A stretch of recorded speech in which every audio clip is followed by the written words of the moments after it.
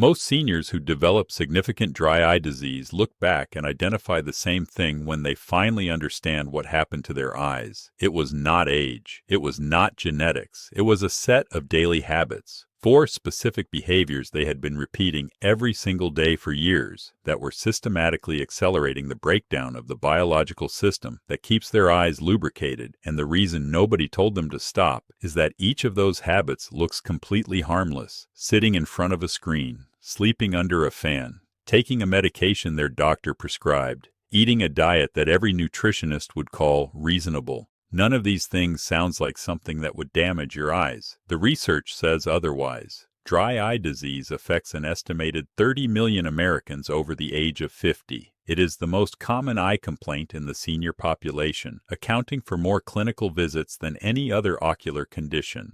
And in the majority of cases, it is progressive. It gets worse over time, not better, because the underlying causes are never identified and never addressed. The person is given artificial tears, told to use them as often as needed, and sent home. The habit that is accelerating the damage continues unchanged. The eyes continue to deteriorate, and the artificial tears, which treat the symptom rather than the cause, provide less and less relief as the condition worsens. I am Dr. Edward. In this video, I am going to show you the biology of the tear film, what it is, what it does, and how it breaks down, because understanding this changes how you interpret every symptom and every habit I am about to describe. I am going to walk you through the 4 daily habits that research has identified as the most significant accelerators of dry eye disease in seniors, explaining the precise mechanism by which each one damages the tear film and the ocular surface. And I am going to give you the specific alternatives, what to replace each habit with, and what the evidence shows about the outcome of doing so. Before we go any further, what you are about to hear is educational information based on published scientific research.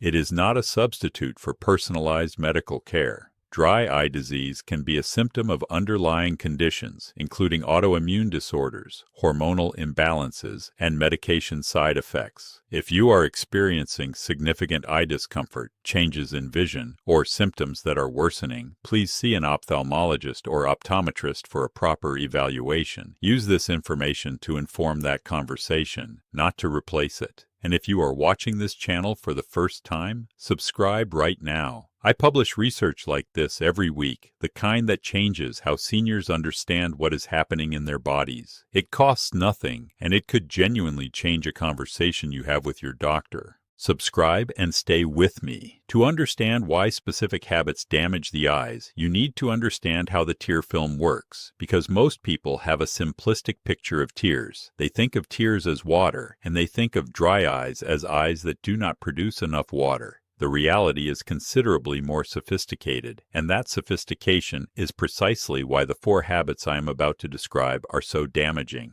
Your tear film is not a single layer of fluid. It is a 3-layer structure that exists on the surface of your eye and is completely renewed every time you blink. The innermost layer, sitting directly on the corneal epithelium, is the mucin layer. It is produced by specialized cells called goblet cells in the conjunctiva, the clear tissue covering the white of your eye. The mucin layer anchors the rest of the tear film to the ocular surface. Without adequate mucin, the aqueous layer above it cannot spread evenly and tends to bead and break apart rather than form a stable film. The middle layer is the aqueous layer. This is the watery component that most people think of when they think of tears. It is produced by the lacrimal glands located above and to the outer side of each eye. The aqueous layer contains water, electrolytes, proteins, antibodies, and growth factors. It provides the cornea with oxygen and nutrients, flushes debris from the ocular surface, and delivers the proteins that keep the eye surface healthy. Aqueous deficiency, dry eye, reduced production from the lacrimal glands, is the form most commonly associated with autoimmune conditions like Sjogren's syndrome, but the outermost layer, the lipid layer, is the one most commonly disrupted in seniors, and it is the layer most directly affected by the 4 habits I am about to describe. The lipid layer is produced by the meibomian glands, specialized sebaceous glands embedded in the upper and lower eyelids, with approximately 25 to 40 glands per lid. These glands secrete a specific oil called meibum onto the tear film surface.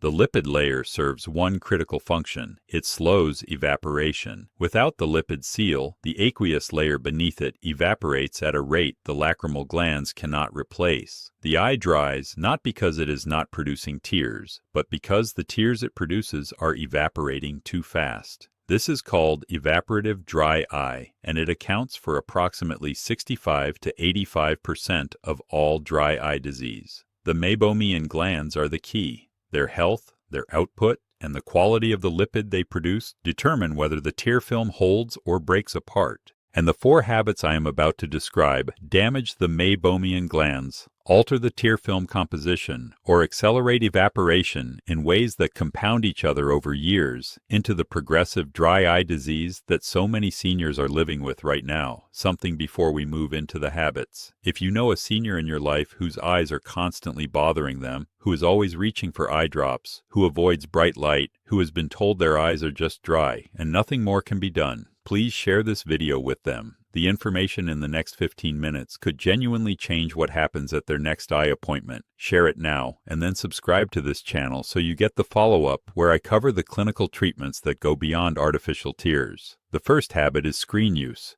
but not in the way most people think. The damage is not primarily from blue light, despite everything you may have read about blue light blocking glasses. The damage is from what screens do to your blink rate, and this mechanism is one of the most clearly documented and most consistently ignored in all of ophthalmology. A healthy human eye blinks between 15 and 20 times per minute during normal daily activity. Each blink does 3 things simultaneously. It spreads fresh tear film across the corneal surface, it mechanically pumps meibomian gland secretions into the tear film to replenish the lipid layer, and it clears debris from the ocular surface. Blinking is not incidental to eye health. It is the primary delivery mechanism for the tear film components that keep the cornea lubricated and protected. Multiple studies using video analysis and electrooculography, technology that tracks eye movement in real time, have measured blink rates in subjects performing different activities. The results are consistent and striking. During screen use, blink rate falls to between 3 and 7 blinks per minute.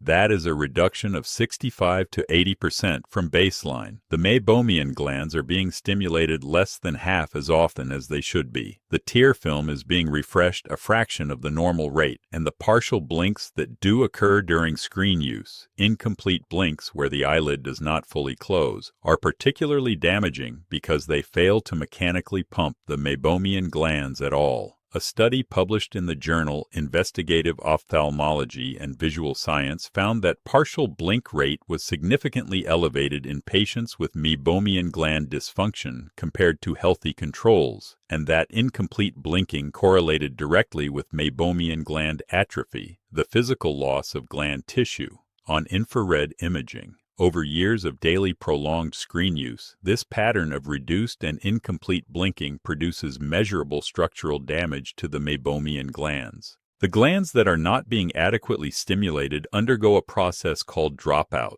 The glandular tissue atrophies and is replaced by fibrous tissue that cannot produce meibum. Once meibomian gland dropout occurs, it is not reversible. The gland is gone. This is why dry eye disease progresses over time in screen users and why artificial tears provide diminishing relief. The underlying glandular infrastructure is being permanently lost. The intervention is not to stop using screens. It is to use them differently. The 20-20-20 rule, every 20 minutes, look at something 20 feet away for 20 seconds, is commonly cited but incomplete. What matters more is conscious blinking. Setting a reminder to perform 10 complete, deliberate blinks every 20 minutes during screen use. A complete blink, where the upper lid makes full contact with the lower lid, is what stimulates meibomian secretion. Research from the Asia Dry Eye Society showed that a structured blinking exercise program in screen users reduced dry eye symptoms by 47% and improved tear film stability on ocular surface analysis over a 12-week period.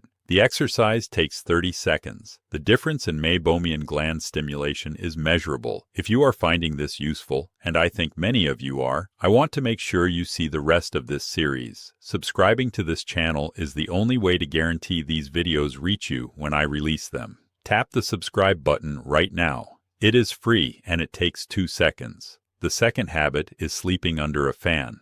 Sleeping with a ceiling fan running, or sleeping in a room with forced air heating or air conditioning blowing directly across the face. This one surprises people because the association is not intuitive. You are sleeping. Your eyes are closed. How is a fan damaging them?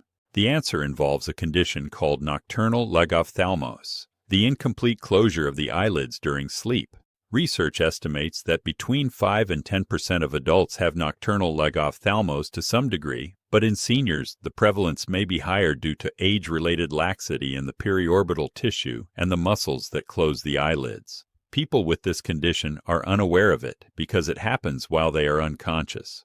Their partner may notice a sliver of white visible under a partially open lid during sleep. The person themselves often reports waking up with severely dry, burning, or sticky eyes, a symptom pattern that is extremely characteristic of overnight corneal desiccation. But nocturnal legophthalmos is only part of the story. Even in people whose eyes close fully during sleep, moving air in the sleeping environment dramatically increases tear film evaporation from the ocular surface through the lid margin. The meibomian gland secretions that form the lipid seal at the lid margin are subject to evaporative loss when exposed to the convective drying effect of a fan or forced air vent. A study published in Cornea measured tear film evaporation rates in controlled environments with and without air movement. In the moving air condition, tear film evaporation rate increased by more than double compared to still air. 8 hours of this evaporative stress every single night produces cumulative damage to the lid margin, the meibomian gland orifices, and the conjunctival goblet cells that produce the mucin layer. The practical change is simple, but requires a genuine adjustment for people who have slept under a fan for decades. Redirecting the fan so it does not blow toward the face and upper body. If you cannot sleep without air movement for thermal reasons, a fan pointed at the feet rather than the torso accomplishes the same cooling effect without the ocular desiccation. For people with confirmed nocturnal legophthalmos, moisture chamber goggles, available over the counter and designed specifically for overnight wear, create a sealed humidity environment around the eyes during sleep. For people in very dry climates or in heavily heated or air-conditioned spaces, a bedside ultrasonic humidifier maintaining indoor relative humidity above 40% can meaningfully reduce overnight evaporative tear loss. The third habit is the one that generates the most pushback when I discuss it with patients, because it involves something their doctor prescribed. Certain medications, a significant number of them, reduce tear production, alter tear composition, or accelerate tear film evaporation. And unlike the first two habits, this one involves a pharmacological mechanism that the patient often cannot simply choose to eliminate without a medical conversation. The most commonly implicated drug classes are antihistamines, antidepressants, antihypertensives, diuretics, and anticholinergic medications. Antihistamines, both first-generation drugs like diphenhydramine, found in many sleep aids and allergy medications, and second-generation drugs like loratadine and cetirizine, reduce secretory activity at the lacrimal gland through their anticholinergic mechanism. They were developed to reduce unwanted secretions across the body, and they do not discriminate between nasal secretions and tear secretions. A study in ophthalmology found that regular antihistamine use was independently associated with a 40% higher rate of dry eye diagnosis in adults over 60 compared to non-users. Antidepressants, particularly selective serotonin reuptake inhibitors and tricyclic antidepressants, affect the autonomic innervation of the lacrimal gland and have been consistently associated with reduced aqueous tear production. Diuretics, commonly used for blood pressure and heart failure management, reduce total body fluid volume, including the aqueous component of tears. Beta blockers reduce corneal sensitivity through a mechanism that is not fully understood, but that may affect the neural stimulus for reflex tearing. And antipsychotics, used in some seniors for behavioral symptoms associated with dementia, carry strong anticholinergic properties that significantly reduce tear secretion. Here is what I want you to take from this. If you are on any of these medication classes and you are experiencing dry eye symptoms, that connection is worth bringing to your prescribing doctor explicitly, not to stop the medication. Many of these drugs are genuinely necessary, and the cardiovascular or psychiatric benefits far outweigh the ocular side effects. But because in many cases, alternatives within the same drug class carry fewer anticholinergic effects, because the timing of medication doses can be adjusted to minimize peak anticholinergic effects during waking hours, and because targeted ocular surface treatment can meaningfully compensate for medication-related drying when the systemic cause cannot be changed. Fourth, and the habit that I think is the most actionable for the largest number of people watching this, diet. Specifically, the ratio of omega-6 to omega-3 fatty acids in the diet, and particularly the adequacy of dietary omega-3 intake for meibomian gland function. The meibomian glands produce a complex oil containing wax esters, cholesterol esters, triglycerides, and free fatty acids. The fluidity and quality of meibum, its ability to spread smoothly across the tear film and maintain the lipid seal, depends on the fatty acid composition of the gland secretion. Omega-3 fatty acids, specifically EPA and DHA, incorporate into the phospholipid membranes of meibomian gland cells and influence the viscosity and spreading properties of meibum. When the diet is chronically low in omega-3s and high in omega-6 fatty acids, as is the case for the majority of Western seniors who are not deliberately supplementing, meibum quality degrades. It becomes more viscous, less fluid, more prone to forming the waxy plugs at the meibomian gland orifices that block secretion and contribute to the meibomian gland dropout I described earlier. Beyond meibum quality, omega-3 fatty acids have direct anti-inflammatory effects at the ocular surface. Chronic low-grade inflammation at the conjunctiva and meibomian gland tissue is now understood to be a central mechanism in evaporative dry eye disease, not just a consequence of it. The inflammatory cycle is self-reinforcing. Poor meibum quality leads to tear film instability. Tear film instability exposes the conjunctival surface. Exposed conjunctival cells release inflammatory cytokines. Those cytokines damage the meibomian glands further, and the meibomian glands produce progressively worse quality meibum. Omega-3 fatty acids interrupt this cycle at multiple points through their conversion to anti-inflammatory eicosanoids that reduce cytokine production and support goblet cell health. The largest and most rigorous clinical trial on omega-3 supplementation for dry eye disease is the DREAM trial, Dry Eye Assessment and Management, funded by the National Eye Institute and published in the New England Journal of Medicine. The DREAM trial randomized 535 patients with moderate to severe dry eye disease to receive either omega-3 supplementation at a dose of 3,000 milligrams daily or an olive oil placebo. The primary outcome was improvement in the Ocular Surface Disease Index score, a validated measure of dry eye severity. The results generated significant controversy because the placebo group also showed improvement, attributed to the lubricating properties of the olive oil control, and the between-group difference did not reach statistical significance. However, subsequent analyses of the DREAM data showed meaningful improvement in objective measures of tear film stability and meibomian gland secretion quality in the omega-3 group, and a separate meta-analysis of 17 randomized trials published in Nutrients found significant omega-3 benefit across multiple dry eye outcome measures when lower quality trials were excluded. The practical guidance based on the totality of evidence is this: increasing dietary omega-3 intake through fatty fish consumed 3 times weekly through daily supplementation with 2 to 3 grams of combined EPA and DHA, or both, is a reasonable and evidence-supported intervention for seniors with dry eye disease, particularly those with signs of meibomian gland dysfunction.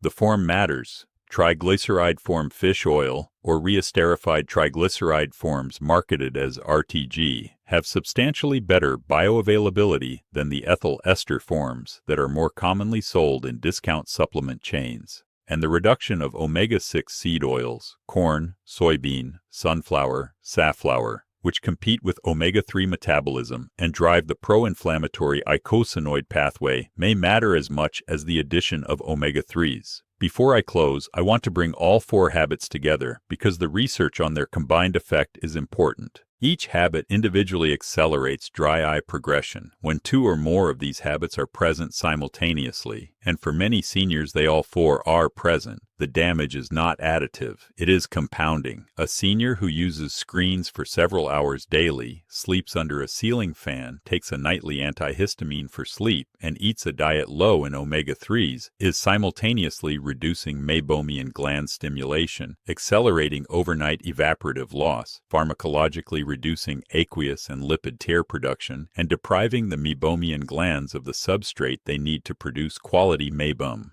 Every one of these mechanisms feeds into the inflammatory cycle I described, and the artificial tears they are using to manage the resulting symptoms have no effect on any of the underlying causes. The path out of that cycle begins with identifying which habits are present and addressing them in order of modifiability. For most seniors, dietary change is the most straightforward starting point. Increasing omega-3 intake produces no side effects, is inexpensive, and begins to improve meibum quality within 4 to 8 weeks.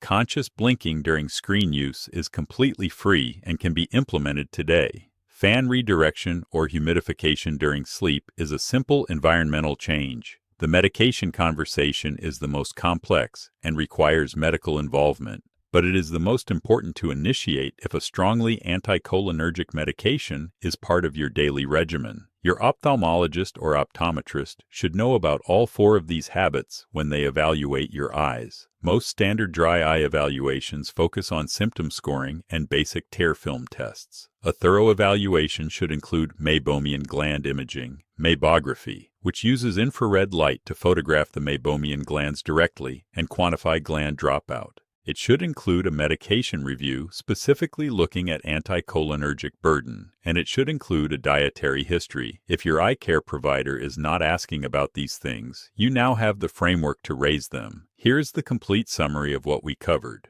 Dry eye disease in seniors is most commonly evaporative dry eye caused by meibomian gland dysfunction, a condition driven and accelerated by specific daily habits. The first habit is screen use that reduces blink rate by 65 to 80%, starving the meibomian glands of stimulation and causing progressive gland dropout. The second habit is sleeping under a fan or in moving air, which accelerates overnight tear film evaporation at the lid margin and compounds damage in people with nocturnal lagophthalmos. The third habit is taking medications with anticholinergic properties, antihistamines, antidepressants, diuretics, beta blockers that reduce tear production pharmacologically. The fourth habit is dietary, chronic low omega-3 and high omega-6 intake that degrades meibum quality and sustains the inflammatory cycle at the ocular surface. All 4 habits are identifiable. All 4 are modifiable to varying degrees, and the combination of addressing them produces outcomes that artificial tears alone cannot. If this video gave you a new understanding of what your dry eyes are actually responding to, please share it. Share it with the senior in your life who keeps a bottle of eye drops on every flat surface in their home. Share it with the person who was told their eyes are just dry and there is nothing more to do. There is more to do. The information to start doing it is in this video. Sharing it could change someone's quality of life in a way that is genuinely meaningful. Subscribe to this channel right now if you have not already. My next video covers the clinical interventions for meibomian gland dysfunction that go beyond artificial tears, including warm compress protocols, lid hygiene, in-office treatments, and the specific supplements with the strongest evidence for meibomian gland recovery. That is the treatment companion to everything I told you today. Subscribe so it comes directly to you. I am Dr. Edward. Protect what you can see with, and I will see you in the next one.